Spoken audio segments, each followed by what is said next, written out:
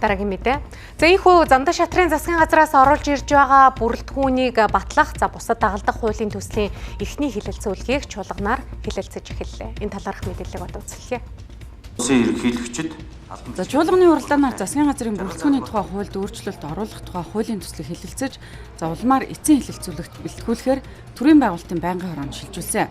Төрийн байгуулалтын байнгын хороо өнөөдөртөө багтаж эцсийн хэлэлцүүлгийг хийх бөгөөд чуулганы хуралдаанаар эцлэн батлахаар шуурхаал ажиллаж байна. Хэдийгээр шинэ засгийн газар дарга нарын тоог цөөлж цомхон бүтцээр ажиллана гэж байгаач энэ засгийн газрын бүтэц бүрэлдэхүүн хэрхэн батлагдахаас иргэдийн аж амьдралд хэрэгтэй шийдвэр гарч нийгмийн хөгжил урагшлах уу гэдэг нь шийдвэрлэгдэх учиртай юм а.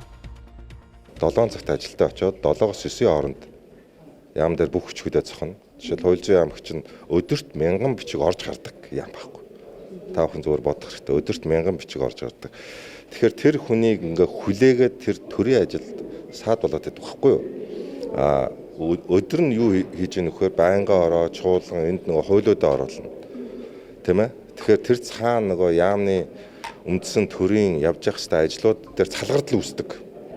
Ялангуяа юм том яамдын хувьд хууль зүйн дотоод хэрэг, сангийн яам, гадаад яам. Жишээлбэл гадаад яам гэхэд заавал дэд сайд хэрэгтэй. Хүний хөгжлийн яам ч гэдэг юм мэдхгүй те бас ингээд оруулаад хүнтэй холбоотой асуудлаа шийднэ гэвэл дахиад 3 яамыг нэг болгож цомготгож болох байсан. Иргэд бол аль болох энэ төрд зарцуулагдж байгаа энэ их мөнгөө болооч биднээс авдаг тэр татвараа багасгаач гэсэн ийм л одоо хүсэл сонирхолтой байгаа шүү дээ. Тэгэхээр энэ төсвийн өөрчлөлт бол яг тэр чиглэлийг бол бүрэн хангаж чадахгүй л гэж би харж байна.